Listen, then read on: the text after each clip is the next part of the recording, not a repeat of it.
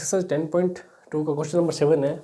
देखिए क्या बोल रहे हैं कि दो सकेंद्रीय वृत्तों की त्रिज्या, सकेंद्रीय यानी दो वृत्त हैं पर उनका केंद्र एक ही है, 5 सेंटीमीटर 3 सेंटीमीटर है और बड़े वृत्त की जीवा की लंबाई ज्ञात करनी है हमें, जो क्या करते हैं जो छोटे वृत्त को स्पर्श करती है। अच्छा, तो अब देखो क्या बोला है इसने, दो सकेंद्रीय वृत्त, 10 सकेंद्रीय वृत्त यानी कि एक वृत्त ये और एक इसके बाहर। सकेंद्रीय कैसे, क्योंकि दोनों का केंद्र एक ही है। त्रिज्या 5 सेंटीमीटर और 3 सेंटीमीटर, यानी बड़े वाले की त्रिज्या हो जाएगी 5 सेंटीमीटर और छोटे वाले की 3 सेंटीमीटर। तो अब बड़े वृत्त की उस जीवा की लंबाई ज्ञात करनी है जो छोटे वृत्त को स्पर्श करती है। ये बड़ा वाला वृत्त, ये उसकी जीवा जो छोटे वृत्त को स्पर्श करती है, इसकी लंबाई हमें ज्ञात करती है। तो मानना देखो इसको मैंने नाम दे दिया O, A, B और ये C, और इसको साथ में हम जोड़ देते हैं। हमें A, B की लंबाई ज्ञात करनी है। तो सबसे पहले यहाँ लिख लेते हैं हम कि ज्ञात करना है AB बराबर कितना होगा। आपके सामने दो त्रिभुज दिख रहे हैं आपको, है ना, जो विमाएं है वो ज्ञात कर सकते हैं अपन। कौन सी, पाइथागोरस प्रमेय से। उससे पहले हमें इसको बताना होगा कि ये कौन सा समकोण त्रिभुज है, वो हम बता देंगे प्रमेय 10.1 से। उसके बाद हम जब तक दोनों त्रिभुजों को सर्वांग सिद्ध नहीं करेंगे तब तक हम ये बता नहीं सकते कि अगर एक का है तो दूसरे का बराबर होगा। तो सबसे पहले हमें क्या करना है, देखिए स्टेप नंबर फर्स्ट होगा कि प्रमेय 10.1 के अनुसार क्या कह रही है प्रमेय। प्रमेय देखो सीधा सा बोलती है कि OC जो है वो लंब होगा, किस पर होगा, AB पर होगा। क्यों होगा, साथ ही वो 90 डिग्री का कोण बनाएगा, क्योंकि प्रमेय हमारी ये कहती है 90 डिग्री कोण बन गए दोनों। अंडरस्टैंड।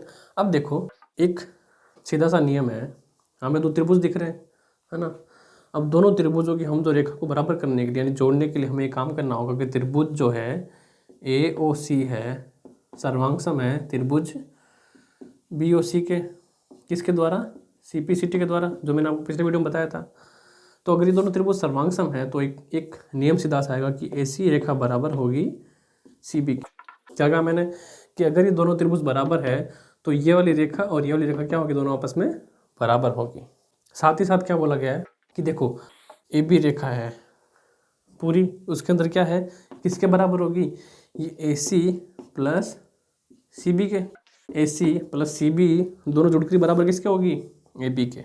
तो क्या मैं कह सकता हूँ कि AB बराबर है AC प्लस जो CB है वो किसके बराबर है, AB के बराबर है, मैंने पहले ही कहा था।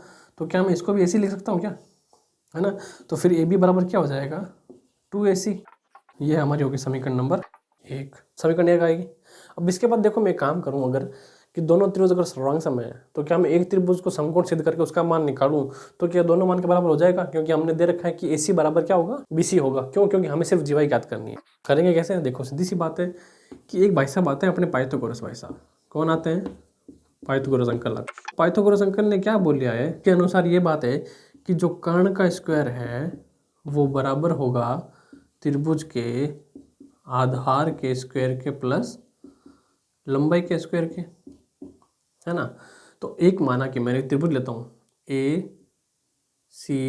या फिर AOC। चलो एक त्रिभुज लिया मैंने ACO, उसके अंदर हम देखते हैं ये बात। हमारे पास क्या दे रखा है, हमारे पास एक लंब दे रखा है ना। लंब कितना दे रखा है, हमारे पास 3 सेंटीमीटर दे रखा है। कर्ण कितनी दे रखी है, 5 सेंटीमीटर। हमें बस आधार ज्ञात करना है। तो कर्ण कितना दे रखा है हमारे पास, 5 सेंटीमीटर, इसका स्क्वायर हो जाएगा। आधार हमें दे नहीं रखा तो आधार का A स्क्वायर लिख लेते हैं अपन। और लंबाई कितनी है, 3 सेंटीमीटर, इसका हो जाएगा स्क्वायर। 5 का स्क्वायर हो जाएगा 25 बराबर A का स्क्वायर सिंपल प्लस 3 तिया 9। तो 25 में से 9 जाएगा, बचेगा 16 हमारा, 16 बराबर A स्क्वायर। A का स्क्वायर हटेगा तो यहाँ क्या आ जाएगा, अंडर रूट। तो 16 का वर्ग क्या होता है, वर्गमूल वर्ग का 4, यानी A बराबर आ जाएगा 4 हमारे पास। आधार कितना आ गया, आधार आ गया हमारे पास 4 आ गया। ठीक है, ये हमारे पास क्या है, त्रिभुज ACO का आधार आया है ना। और हमने एक बात कही थी, आपको याद हो तो, क्या है कि AC बराबर क्या होगा CB के। क्या होगा, AC जो बराबर होगा CB के, है ना। इसके लिए हमने एक फॉर्मूला क्या कहा था कि AC बराबर होगा 2AC। तो हमने अभी क्या निकाला है, हमने अभी AC बराबर 4 निकाला। तो देखो समीकरण 1 के अनुसार, समीकरण 1 हमारी चीज थी, उसके अनुसार वो क्या बनाई थी हमें, AB बराबर होगा 2C, यानी AB है वो बराबर किसका होगा, 2AC क्या होगा। तो AB बराबर 2 का 2AC का मान कितना है, 4 है। तो AB बराबर क्या आ जाएगा, 4 दूनी 8, क्या आ जाएगा, 8 आ जाएगा। यानी इस पूरी का मान क्या आ जाएगा, 8 सेंटीमीटर। और हमें बोला क्या गया था, जीवा की लंबाई ज्ञात करो, जो क्या करती है, जो छोटे वाले वृत्त को स्पर्श करती है। तो हमें याद करना था ए बी हमारा आ गया 8 सेंटीमीटर, तो ये आ गया उत्तर।